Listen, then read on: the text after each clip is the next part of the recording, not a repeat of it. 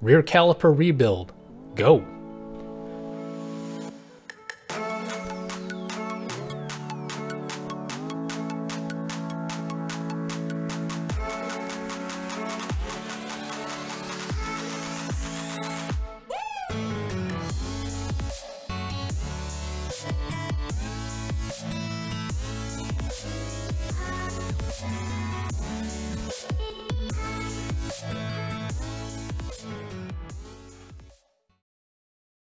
Overall, this job is well within the reach of any home DIYer. However, you will need compressed air to remove the piston, and although it's not necessary, you'll probably want to shell out the $30 for a set of specialized snap ring pliers. Start by disassembling the rear caliper. Everything's going to come apart eventually, but make sure to leave the bleeder in place so we can remove the piston. The bracket I'm removing is for the rear parking brake. If your race car doesn't have a parking brake system, you will not need to reinstall this once you finish rebuilding the caliper. Use the factory adjuster to push the piston out as far as possible.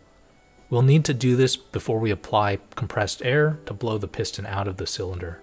Place a piece of wood or some cardboard in front of the piston to protect it when we apply compressed air. Add a few quick bursts of compressed air and the piston should free itself from the cylinder. Be mindful of where your fingers are. Ask me how I know. Go ahead and remove any boots or seals from the caliper. If you've purchased a factory rebuild kit, all the replacement seals and boots will be included. Once you've removed all the seals, now's a good time to clean up the caliper. If you notice your piston has some corrosion, you can take some Scotch-Brite or a wire wheel to it. Just be careful not to damage the piston with anything too abrasive. Now that everything is pretty much apart and your calipers are clean, let's start by replacing the caliper slide boots.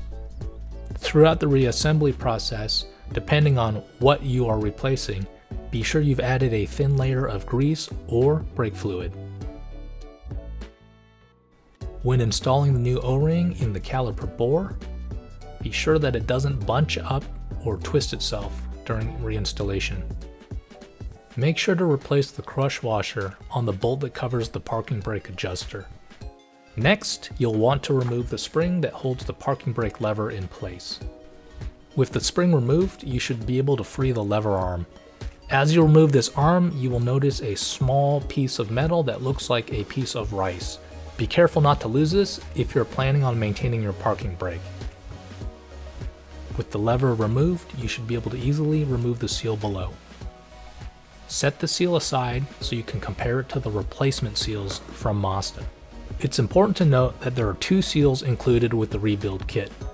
The instructions for these seals are in Japanese. Take a look at the seal you removed and compare it to the new seals. Mazda references some various grooves between the seals, but I think the biggest visual difference is that one seal has an internal spring and the other does not. Triple check that you have selected the correct seal and replace it. With the seal in place, reinstall the parking brake lever arm. Make sure you reinstall the pill if you're retaining the parking brake, otherwise you can leave it out. With everything in place, reinstall the spring that holds the arm in place. Alright, now this is the fun part. We're looking down into the bore of the caliper. The goal here is to remove this adjusting screw. However, this screw is held in place by a snap ring. It's pretty dark down there, so it's hard to get a good shot. I 1000% recommend buying a specialized snap ring tool for this particular job.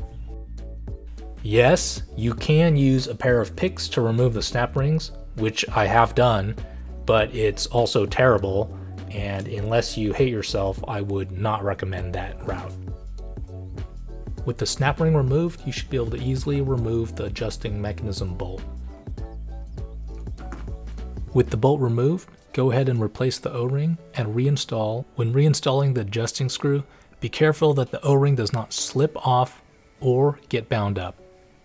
Apply a small amount of pressure to the screw and it should click into place.